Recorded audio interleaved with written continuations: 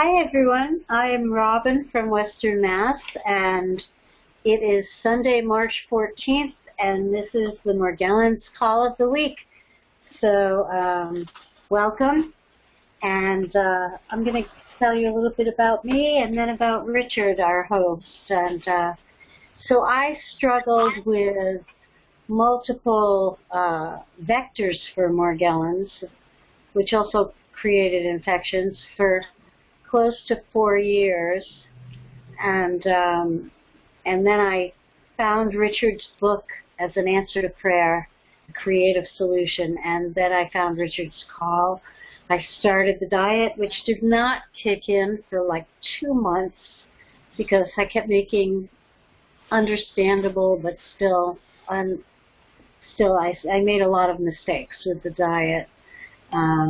You have to read labels, and you have to be really strict for it to work. And when the diet did kick in, you know, I also got on one of the drugs that's listed in Richard's book, which allowed me to attack my environment without being attacked back. I got my life back in about 5 months. And then months later, I unpacked some Christmas ornaments, and the house got reinfested, and I had forgotten what it was like, so I didn't even recognize it when it happened. And then, you know, I got very sick with COVID, and anyway, long story short, I'm at the tail end of my second battle with Morgellons and other parasites, and I'm winning and doing great. My house is almost clear. My body's 99% clear. And I'm so grateful to be able to give back and be part of this program and to help you guys.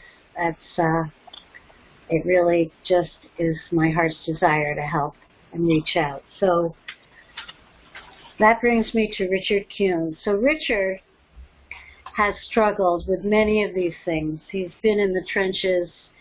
He knows exactly where we're coming from. He's been to doctors who think he's crazy. And, you know, he developed the King diet through trial and error as an elimination diet, figuring out what things actually fed the parasites and what things starved them over a period of 2 years. And the diet is the foundation, and it's incredible. It's really incredible.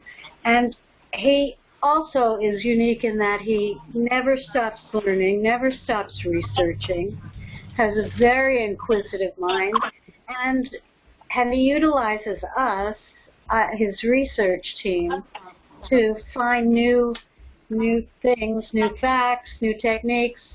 So unlike the traditional medical profession, you know, Richard is constantly updating his information, which is why he's writing the 11th edition of his book now. And the 10th edition, I think, is amazing. It's a great book. It's a great resource. It's like the encyclopedia of how to get rid of Morgellons and other skin parasites.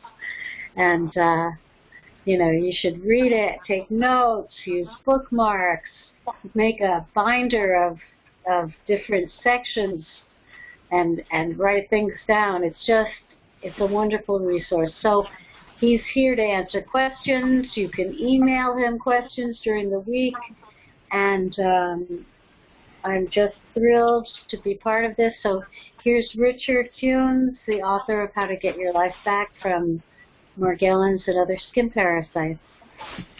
Thank you, Robin. Thank you very much for the introduction. Thank you, Ethel, for the pre-program show that you do. It's very enlightening, and you have a lot of energy.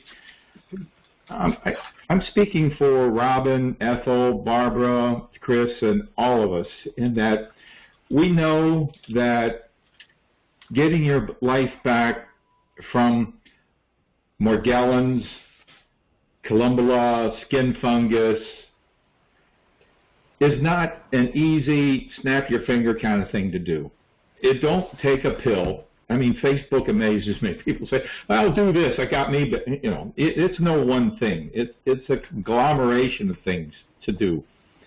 And what we are here is to encourage you to inspire you to keep in the program, get your life back, so that one day you'll say, thanks to you guys, I did it. And I'm free. That's why we're here. And we know that information is very important. That's why I wrote the book.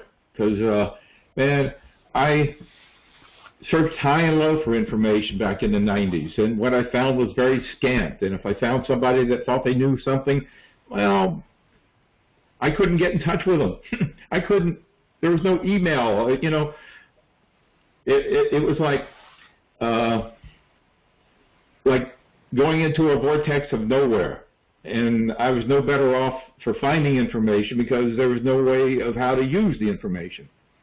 I saw a Facebook post. The guy says, hey, we should all put YouTube videos up. So I wrote back and said, yeah, I got a video of YouTube up. And he writes back that, Richard Kuhn, then I need to be on that show to set the record straight about Morgellons. I watched your last episode. He was referring to last week when we had Dr. on, and the subject was, what is Morgellons? We're going to wrap that up a little later on after I go through his comments here. And he goes on to say, and almost everything you all talked about was completely wrong.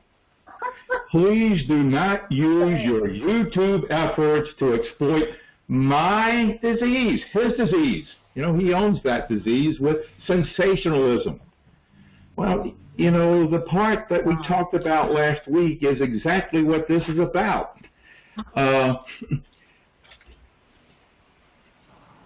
It all started with this lady saying, my Morgellons eats through concrete. I don't know what his does, but her Morgellons eats through concrete.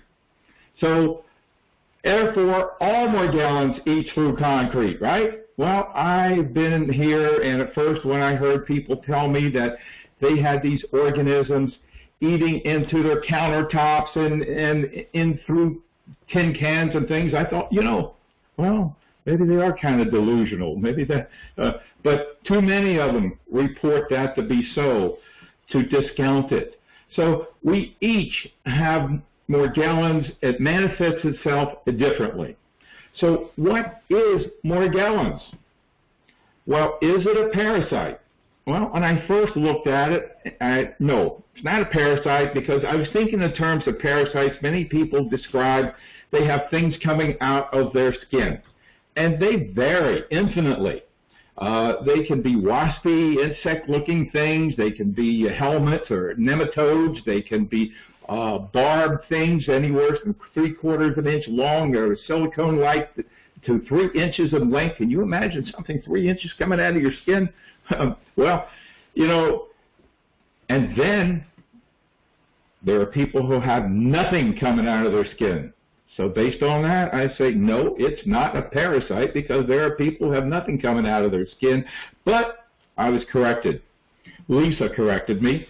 And she wrote to me that, you know, in reality, the filaments are parasitic in nature. They're not normal. They're an outgrowth of Morgellons. Therefore, the filaments alone, or AKA fibers, but we don't refer to them as fibers because Dr. Saverly says doctors get confused. You know, they see these things coming out of your skin and oh, that's because you picked up fibers from something you were wearing or from your clothing. They're not coming out of your skin. Well, so she denotes them as filaments.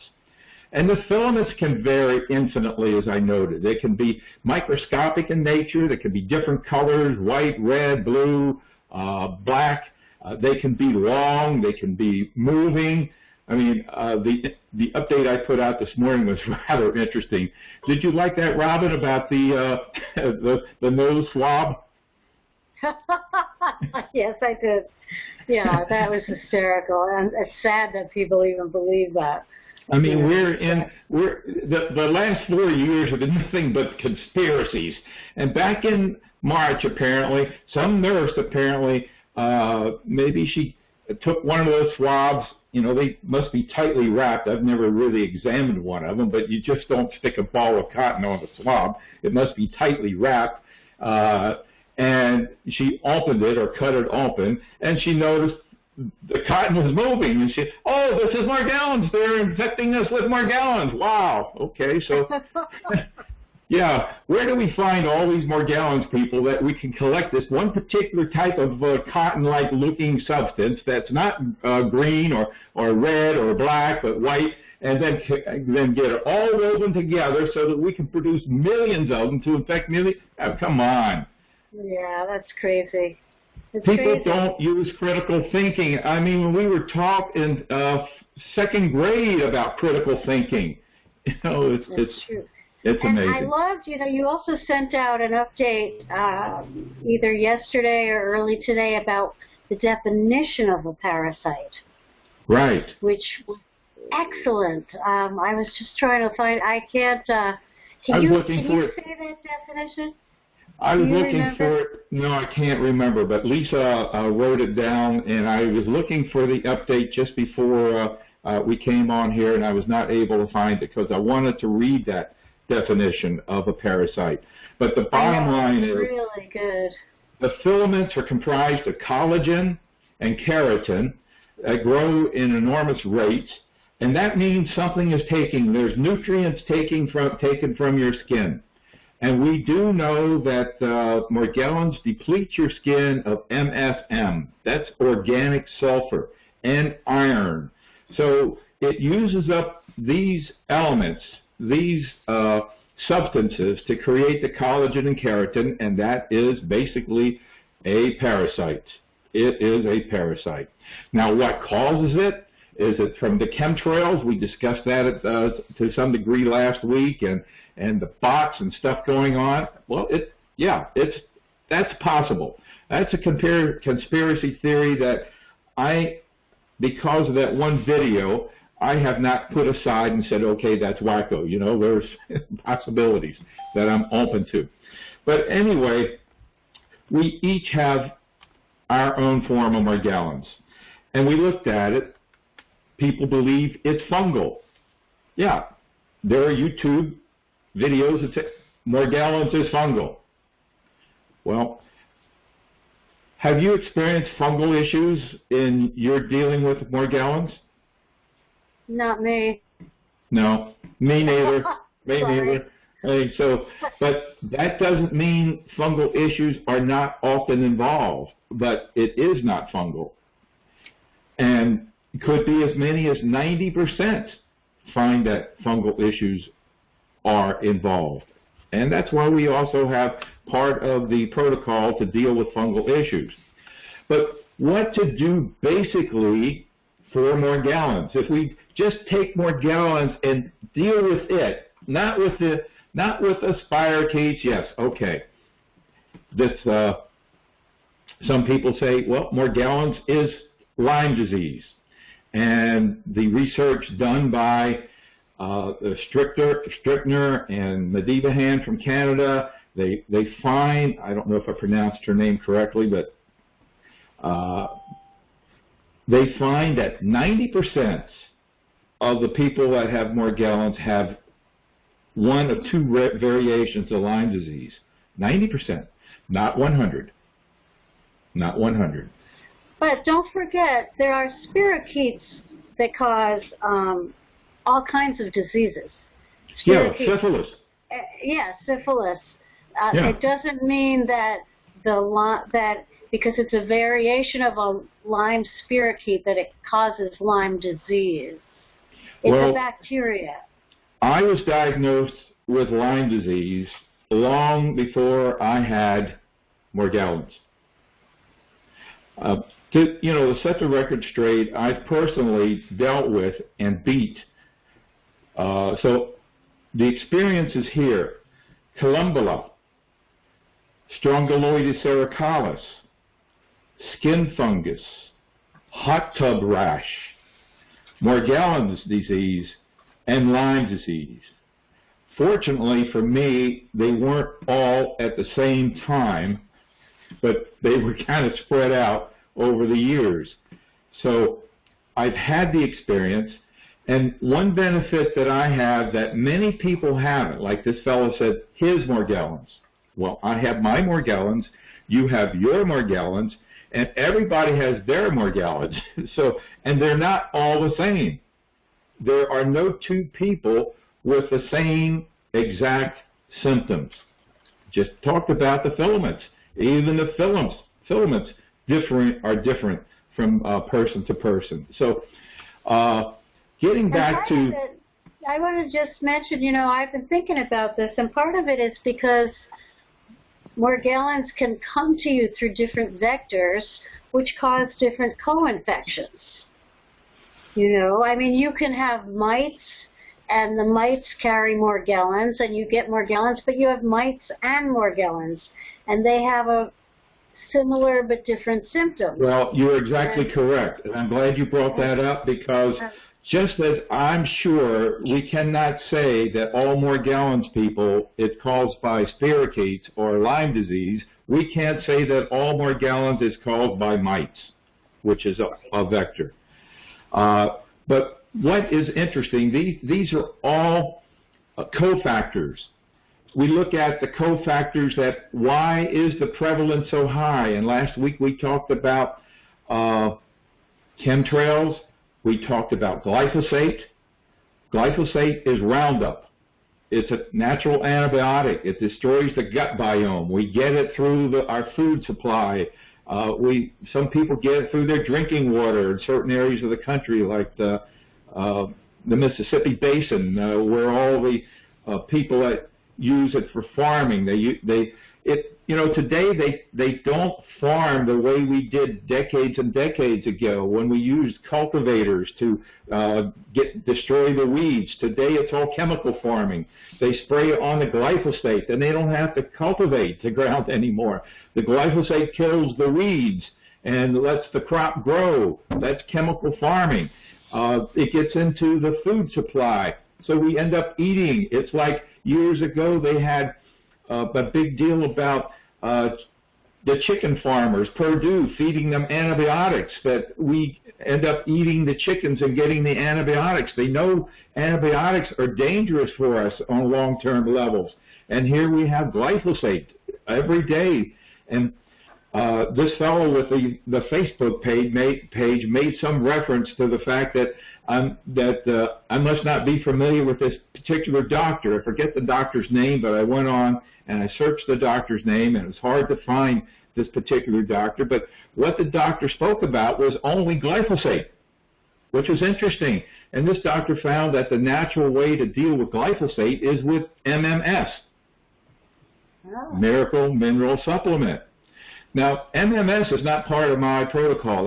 That's chlorine dioxide. I mean, you may have seen television exposés on it, and they compare it to drinking bleach, and that's kind of like what Trump was saying. Take injections of bleach. But MMS, chlorine dioxide, was discovered by James Humboldt in dealing with what is that parasite in the Caribbean? Very bad one. Well, anyway, people use it. There are other protocols that use MMS. You can use it as a disinfectant in your laundry. I used it, but personally it has a terrible taste, and I didn't personally get any direct benefits. And some people find it useful. But again, the information is scant. Yeah, okay, use MMS to offset the effects of glyphosate, but how much? How often? Details. Details are important. That's why I wrote a book. And if the details are not there, I try to find them and put the details in there so that anybody can read this and understand it and put it into action. If not, that's why we're here with questions and answers. Back to what do you do with Morgellons? Take away the Lyme disease. Take away the fungus. Take away the internal parasites. Take away the mites. What do you do for Lyme disease? I mean, what do you do for Morgellons? Well, that video about chemtrails, to me, was very, very enlightening. And I don't have exact information, don't have exact research, but the antidote is said to be boron, borax. And they suggested taking a pinch of borax a couple of times a day and drinking apple cider vinegar for the purpose of alkalizing your system. So, to me, it would make sense. And again, please note that none of us, Robin, Barbara, Ethel, Chris, me, we're not medical doctors. The the FDA requires me to inform you that before you accept any of our recommendations, before you even start the King Diet, or accept any of my recommendations, you're to thoroughly discuss them with your medical doctor to make sure they do not interfere with any health problems you're presently experiencing. That's what I am instructed to tell you. The AMA requires me to inform you that none of us are here to treat, cure, diagnose, or mitigate any disease or skin disease. A skin disease that the CDC doesn't even recognize existing, okay?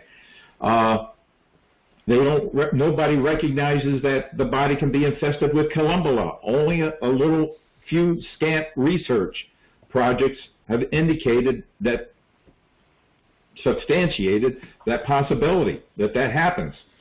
So, what can we do? The only thing that we're allowed to do is educate. So, we can educate you how to clean them out of your body with the King Diet. There's nothing that works like that diet. And I know that there are a lot of people who have tried it, and they've tried it for a day or two, and they didn't notice any difference, and that, diet doesn't work. No. You don't try the diet. You do the diet, and then you don't stop there. Robin shared earlier, it took her, how many months was it before the diet got to work for you? At least 2.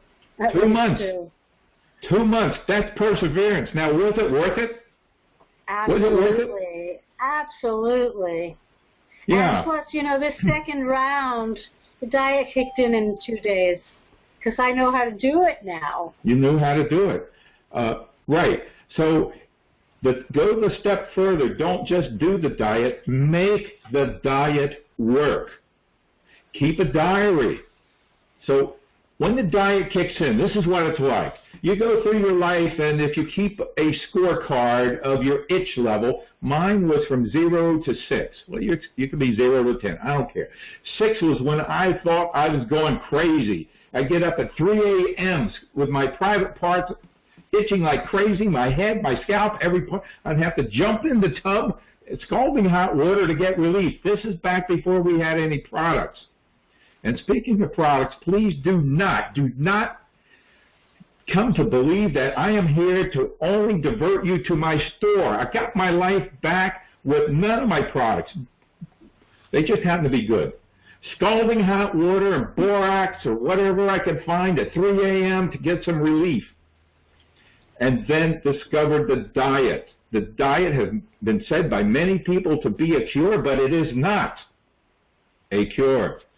You go off that diet, and with it, yeah, I've done it many times. I'm the expert of going off the diet. There are many times I thought I was cured after 7 days of being itch-free and totally normal, and then I got it made. I can eat anything I want. We have Christmas parties, so we have cake and we have all this good stuff, and oh, it's so good. And 7 days later, or a few days later, it's back, and so it is not a cure, not claimed to be a cure. But in stage 3 of the diet, you can eat almost anything you want in moderation. That's a good point, because many people think, oh God, I got to be on this diet for the rest of my life. Hey, if you really are good at following instructions, keeping a diary, and making it work. Like one lady, Andrea, found that she could only have rice certain times of the day. She had sensitivity for some reason to fat, butter, and rice bran oil, which are on the diet. I don't know what event, but if you are really good, you can get through stage 1 in 7 days. And then start with stage 2, which You don't add a lot of foods, but it's amazing how a few additional foods make life so much nicer, so much more enjoyable. And then after a few months, you can get into stage 3 of the diet, where, as Robin said, you eat anything. I can eat anything I want. So please do not think that this diet is going to be limiting. But you know what? There are people who are so appreciative of stage 1 that they just stay on it. They don't want to take the chance of ever having the itchy, So boron. Back to what I was saying. This is what would be recommended. Everybody you start at the top. You got Morgellons. You have, according to Dr. Saverly, the diagnosis would be Morgellons if you have filaments coming out of your body. I'm not diagnosing, I'm educating you that is what Dr. Saverly says. You can buy her book, The Legitimization of a Disease, and see it for yourself. So filaments mean, in her mind, and as far as we know, that is Morgellons. The antidote is boron, borax. We have 2 versions of boron in the store. It's inexpensive. It's cheap. So, wow, that's where you start. A lady wrote me and said that the MSM.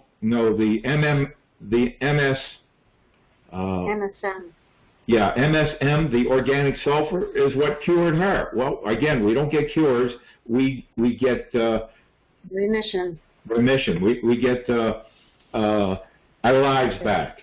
So to replenish so you look at Morgellons, the antidote is boron, and alkalizing. It's recommended apple cider vinegar. That's great with a mother. However, apple cider vinegar is fantastic if you are only dealing with Morgellons. The questionnaires that I get in, when I go through and look at them, there's usually 90%, 85 to 90% of the people who send in, they find that they have itching going on around their ankles or lower legs, very much like you would experience with fleas jumping up from the floor, but there's nothing there. You can't see it. That's an indication of Collembola. Another indication of Collembola is eyelashes. The crusty feeling around the eyelashes is an indication of Collembola. Another indication of Collembola is around the back of the shoulders, the back of the neck, and back of the scalp. Lesions, non-healing, gelatinous after they eventually start closing up that you almost can't remove. They're there, so tenacious.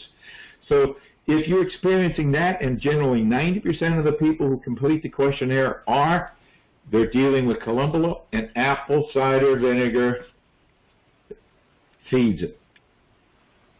So how do you alkalize your system? Yes? I found the definition for the parasite, if you want me to give a short version of it. Okay, go ahead. Okay, so definition of a parasite is some life form that feeds and lives at the expense or harm of the host. A parasite can be a virus, a bacteria, a fungus, an insect, a worm, a politician. What, a lawyer? Or someone who just sucks all the energy out of a room when they enter it. So, in terms of that definition, Morgellons as a parasite is 100% correct. It doesn't mean that you're naming the organism itself. It's just parasitic. Right. In nature. And it's through the filaments that are created by the organism. Whatever that is, like I said before, we don't know why it goes haywire and why it happens, but we know that things that feed into it are glyphosate, GMOs, 5G, and am I missing anything? You put all those things together and you have a... what else can happen? Right. Yeah, Morgellons. Yeah. Okay. So thank you. Yeah. If anyone would like to share or ask a question, please text either Robin or Chris, and they'll open up your line. So in summarization, it is not fungal. That's what we, based on what we know, it is not fungal. It is not the kind of parasite that comes out of your skin in the form of insect, mites, or worms, or barbed things, but a parasite that creates filaments from your body. And so if anybody would like to share or ask a question, we'd be glad to hear you. Don't have any questions yet. Okay, do you have anything to add before we close this segment? It'll be a short one. No, I think this was a great discussion, and I appreciate everything you said. Thank you. Okay, this concludes this portion of the program.